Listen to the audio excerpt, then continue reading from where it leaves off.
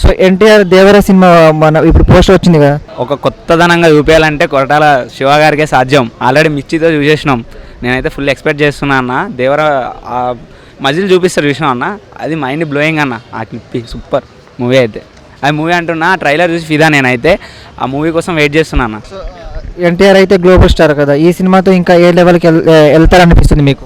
ఓ మెట్టుకు పై మెట్టే వెళ్తారని ఎవరైనా అనుకుంటారు. నేను కూడా అలానే అనుకుంటున్నా. డెఫినెట్లీ మూవీ అయితే కొంచెం డిఫరెంట్గా తీస్తున్నారు.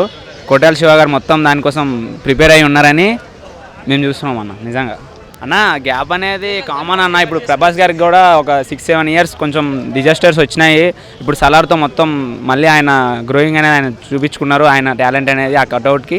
అట్లా ఎన్టీఆర్ కూడా కంబ్యాక్ అనేది గట్టిగా ఉంటుందని ఎక్స్పెక్ట్ చేస్తున్నాను. కొరటాల శివ ఒక సినిమా హిట్ అయితే ఇంకో సినిమా ఫ్లాప్ అవుతుంది కదా, ఆ టాక్ కూడా ఉంది కదా.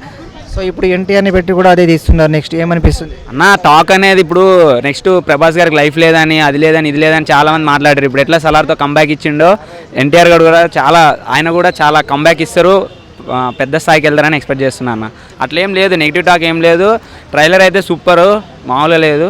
ఫస్ట్ లుక్ అయితే సూపర్ అన్న, బాగా నచ్చింది నాకైతే. ఐఎమ్ ఫిదా. ఇప్పుడు మొన్న ఎన్టీఆర్ గారు జపాన్లో ఉన్నారు కదా, అక్కడ భూకంపం వచ్చింది, మళ్ళీ రిటర్న్ మన ట్విట్టర్లో పోస్ట్ చేశారు. ఎట్లా అనిపిస్తుంది మీకు?